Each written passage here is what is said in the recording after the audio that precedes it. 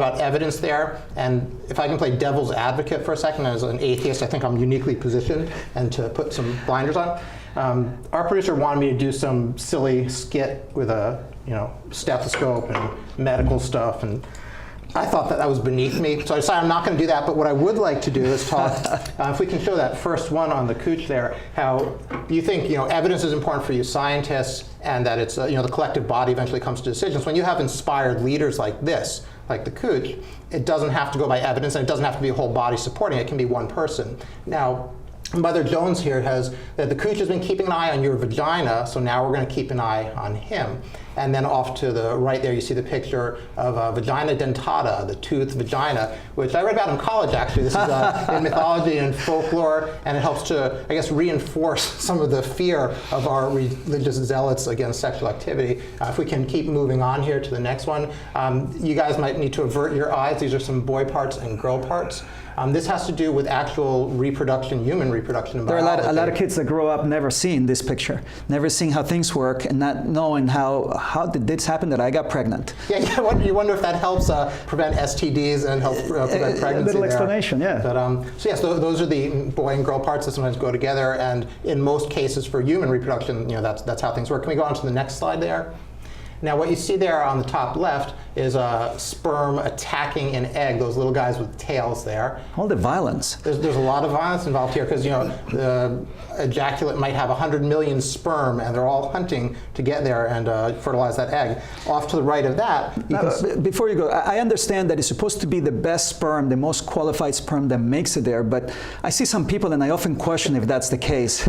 Yeah, you do have to wonder about that. If that's the best one that made it, I can't imagine what the worst one would have been. There's been some mistakes out there. If we can go back, now you see on that slide to the right there, on the top, there's a little smiley face. You can see the two eyes and the nose on the top left. That's the zygote, and I think that's the smiley face. That's the point at which the soul is placed into the fertilized egg by God. And you can see. I want to look. Yeah, in that picture, I want to ask you a question because you have some medical background, and so when the soul comes in at that moment, and it splits into an identical twin, do they get half a soul? Do they one kid is soulless and the other one has a soul?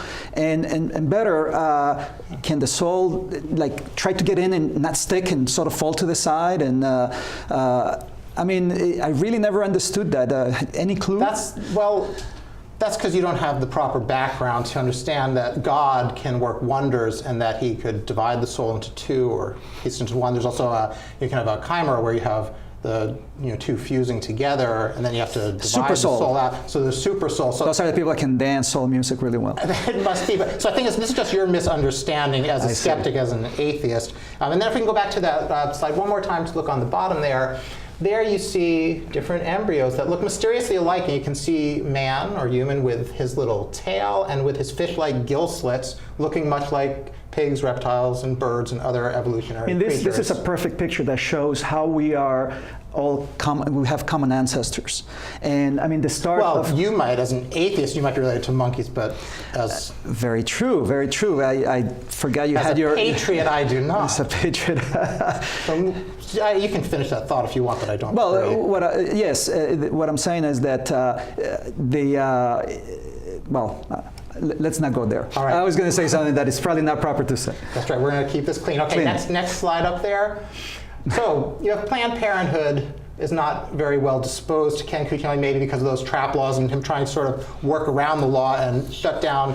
If not being able to legally prevent abortion, you can at least make it impossible for any abortion clinics to operate so women can't get their legal, constitutionally protected services. More importantly, though, if you notice at the bottom there, we have a regular sperm on the left.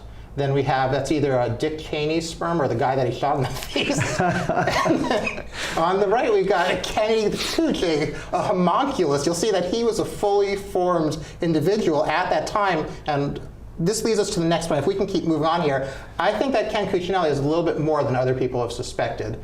Now, if you notice, and I'm going to apply some skepticism here, Jesus Christ, what are the initials? JC. JC. Ken Cuccinelli? KC. How many letters? What's the difference between a J and a K? One letter, right? Yes, one letter. space. Yeah. There are 26 letters in the alphabet. So if it's one before, one after, that's 2 out of 26. So there's a 1 out of 13 chance, that's it, of being off by only one letter. And 13 is an unlucky number. Yes. So it's probably even less than the 1 out of 13 chance. Put that back up there. I've got some more important stuff to go through. Second initial is C, so both Christ and Cuccinelli have a C there, right? There's a connection there. It doesn't just happen, right? The famous saying, it couldn't just happen this way. Couldn't just be coincidence. Right, now, look down below. Casey and the Sunshine Band. How many members, right? There's 9 members there. 9 members, yes. Now, let's say that Ken is part of the Trinity, right? Yeah. So there's 3 Kens, so that's 9 plus 3. And then with all birthdays, you had 1 candle for good luck. That's 13. That's 13. I wonder if their music would improve. It probably would. That could be Casey and the Apostles, or Kenny and the Apostles. Moving on further, where does Kenny practice? Virginia. Virginia. Go back to that slide. I'm not done with this.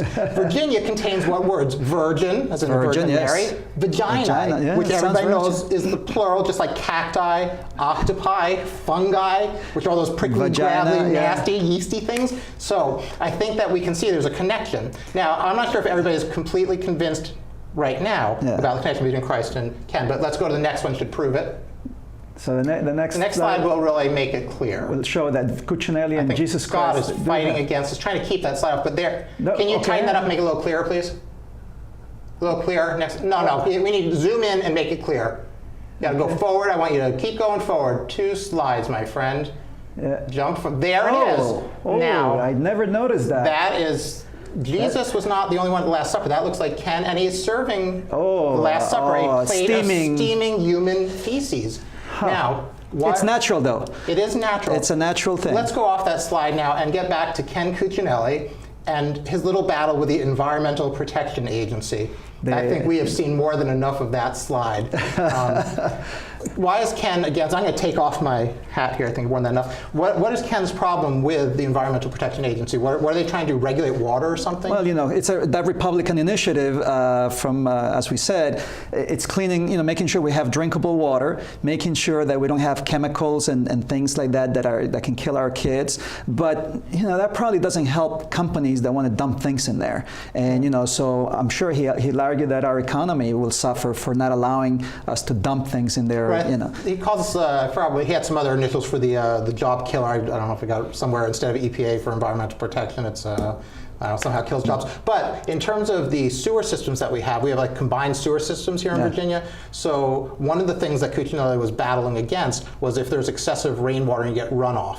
Yes. Right? He doesn't want to let them regulate because, hey, water is natural. You can't regulate water. We're more concerned about the human feces and the other raw sewage that gets dumped in. What happens when you have enough rain and that the treatment plants can't handle it?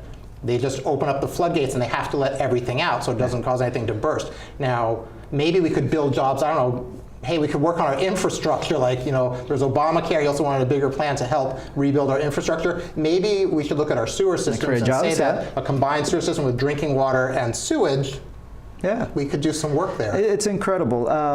The other thing that was mentioned in the slides there, and I don't want to let go